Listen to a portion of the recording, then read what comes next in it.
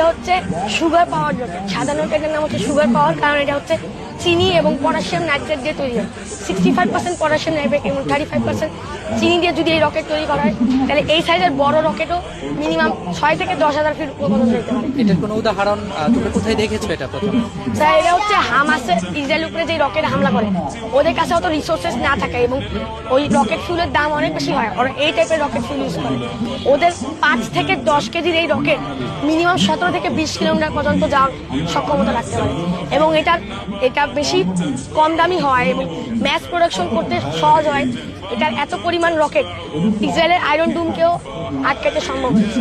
আচ্ছা, আর তুমি কি এটা পরীক্ষা করে দেখেছো? হ্যাঁ স্যার, এটা হচ্ছে পরীক্ষা করে আমি দেখেছিলাম কলমের ভিতরে স্যার অনেক কম পরিমাণ 5 থেকে 10 গ্রাম। এটা টেস্ট করার পর আমি দেখেছি যে এটা একটা 5 থেকে 6 তলা বিল্ডিং পর্যন্ত চাইতে পারে এবং এটা রকেট ফিউল স্যার অনেক কার্যকরী। আচ্ছা আচ্ছা, তুমি কি তোমার এটা কতটুকু গিয়েছে?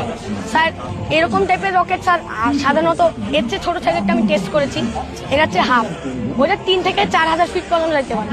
তাহলে স্যার এটা 6 থেকে 7,000 ফিট পর্যন্ত ইনশাল্লাহ যেতে পারে।